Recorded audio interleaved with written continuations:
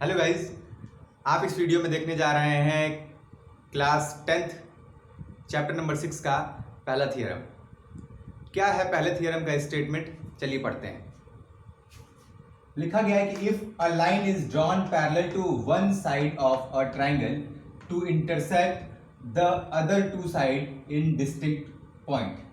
यानी कह रहा है कि एक ट्राइंगल है, इसमें एक लाइन के पैरेलल अगर दूसरा लाइन इस तरीके से खींचा जाए जैसे वो तीसरे और दूसरे लाइन को एक एक पॉइंट्स पर काटता हो, ऐसे में कह रहा है कि जो दूसरे जो लाइनों को वो काट रहा है, इंटरसेक्ट कर रहा है, वो आपस में सेम रेशियो में डिवाइड होंगे, आपस में सेम रेशियो में डिवाइड होंगे। यानी गिवन यहां पे दिया गया है कि ABC इज अ ट्राइंगल, यानी ABC जो है वो एक ट्राइंगल है इन विच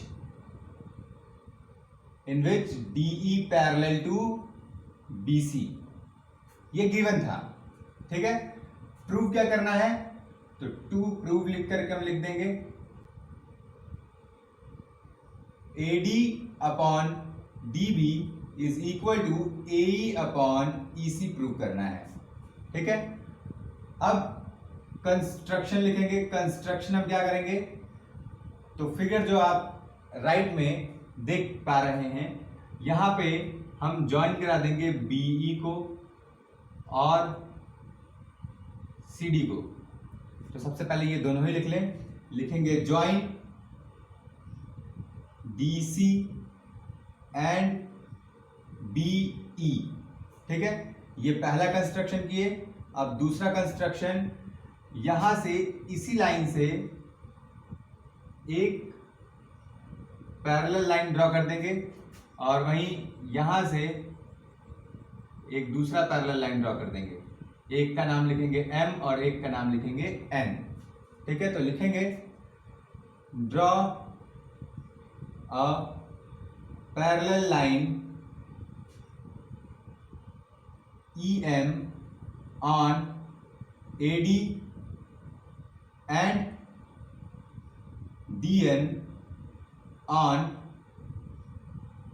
AE। अब हम लिखेंगे प्रूफ। किस तरीके से इसको हम प्रूफ करेंगे, लेकिन एक बार एक्सप्लेन कर देते हैं कि कंस्ट्रक्शन क्या किए हैं। कंस्ट्रक्शन हम किए कि B से E को ज्वाइन कर दिए और D से C को ज्वाइन करें। इसके बाद से E से एक पैरेलल लाइन ड्रॉ किए M तक, जो कि AD पर पैरेलल था, और वहीं पे D से N एक लाइन ड्रॉ किए जो कि AE पर पैरेलल था। यानी AE बेस था और ये जो DN था ये परपेंडिकुलर था। अब कुछ ट्रायंगल्स आएंगे जिनका एरिया निकालना रहेगा, तो वो ट्रायंगल कौन कौन से हो जाएंगे उसको पहले देखते हैं। सबसे पहले हम निकालेंगे एरिया ट्रायंगल ADE। अब होता क्या है formula, half into base into height, और इसलिए हाफ को हाफ रखेंगे। बेस क्या हो जाएगा ADE के लिए, अगर ADE में हम हाइट ME को लें तो बेस हो जाएगा क्या AD, और जो हाइट हो जाएगी वो क्या हो जाएगी ME, ठीक। एक बार फिर इसी ट्रायंगल का हम एरिया अगर निकालें, फॉर्मूला वही रहेगा, half into base into height, और ये हो जाएगा हाफ का हाफ बेस। अब हम जो हाइट लेंगे वो DN लेंगे, तो इसलिए जो बेस हो जाएगा वो क्या हो जाएगा AE हो जाएगा, और क्योंकि ये हमारा परपेंडिकुलर AE पर है तो यहां पे जो परपेंडिकुलर था वो DN हो जाएगा, ठीक है। इसके बाद से तीसरा ट्रायंगल जो होगा, यानी एरिया ट्रायंगल क्या निकालेंगे DBE, ठीक है। एरिया ट्रायंगल DBE निकालेंगे कैसे, यहां पे लिखेंगे half into base into height, height is equal to half को हाफ ही रखे। अब यहां पे क्या होगा देखेंगे, देखिए इस वाले ट्रायंगल की DBE की अगर बात करें तो इस पे जो ये ट्रायंगल है ये टिल्ट है थोड़ा उस साइड में, यानी झुका हुआ है, और उसकी हाइट जो है वो ME है। और एमई किस लाइन पे गिरा हुआ है, ये है बीडी को ही एक्सटेंड किया गया जो लाइन है, इसलिए इस ट्रायंगल में केवल पूरे लाइन का बीडी हिस्सा आ रहा है, इसलिए जो बेस होगा वो हम लिखेंगे बी डी और जो हाइट होगा ये हो जाएगा एम ई। वहीं चौथे ट्रायंगल का एरिया अगर निकालें यानी एरिया ट्रायंगल हो जाएगा डी ई सी, ये क्या हो जाएगा half into base into height और ये हो जाएगा हाफ। अब डी ई सी की बात करें तो यहां पे जो इस ट्रायंगल, अब ये ट्रायंगल देखेंगे आप इधर टिल्ट है और इसकी जो हाइट आ जाएगी वो आ जाएगी डी एन, ठीक है।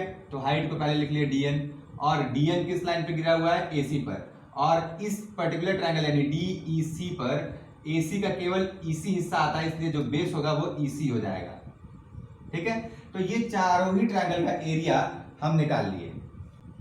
अब यहां लिखेंगे पहला ये area ADB, sorry ADE, area triangle ADE upon area triangle इसका पहला और इस वाले पेयर का पहला यानी कि डीबीई, क्या हो जाएगा हाफ एडी और एमई, ऊपर लिख लेंगे half into A D into M E upon नीचे लिख लेंगे हाफ इंटू इसका क्या था, इसका था half into B D into M E, तो half into B D into M E. अब देखिए एम ई से एम ई और हाफ से half cancel, it means A D by B D ये आ गया। वहीं अगर दूसरे ट्रायंगल के बाकी बचे दोनों ट्रायंगल के अगर रेशियोज निकालें यानी area triangle A D E निकालें तो लिखते हैं area triangle A D E upon area triangle क्या निकालेंगे डी ई सी, ठीक है। तो लिखेंगे D E C is equal to half, इसका बेस क्या है बी डी और एम ई, और इसका इसमें जो बेस था ये था ए ई और डी एन। तो सबसे पहले इसको हम ऊपर लिखे हैं इसलिए इसका लिखेंगे, ये लिखेंगे A E into D N upon फिर इसका लिखेंगे half E C into D N, ठीक है। यहां पे भी देखेंगे डी एन से डी एन कैंसिल, हाफ से हाफ कैंसिल और ये जो आंसर आ जाएगा वो आ जाएगा ए ई अपॉन ई सी, ठीक। अब अगर दोनों ही रेशियोज को देखें हम तो दोनों के न्यूमरेटर इक्वल है, ए डी ई और ए डी ई न्यूमरेटर आप देख रहे होंगे कि इक्वल है, तो क्या डिनोमिनेटर इक्वल है, क्योंकि अगर डिनोमिनेटर इक्वल हो जाता है इट मींस कि इसके जो आंसर होंगे वो भी इक्वल हो जाएंगे। तो इसके लिए हम एक स्टेटमेंट लिखेंगे, since triangle DBE and triangle DEC, DBE और DEC ये दोनों ही यानी कि both lie on same base, क्या है सेम बेस DE। ये देखेंगे कि BDE ट्रायंगल और DEC ट्रायंगल ये दोनों ही एक बेस पर लाई कर रहे हैं और वो है क्या DE। और आप क्लास 9th में ये एक थियरम पढ़े थे कि अगर दो ट्रायंगल सेम बेस पर लाई करते हो बिटवीन सेम पैरेलल तो वो दोनों के जो एरिया होते हैं वो इक्वल हो जाते हैं। तो यहां हम देख रहे हैं कि ये जो दोनों ही ट्रायंगल है ये DE और BC लाइन पैरेलल है, इन दोनों के बीच में है और दोनों ही का जो बेस है वो DE है, इसलिए lie on same base DE, so area triangle DBE is equal to area triangle DEC। अब ये दोनों ही एरिया क्या हो जाएंगे, दोनों एरिया इक्वल हो जाएंगे। 10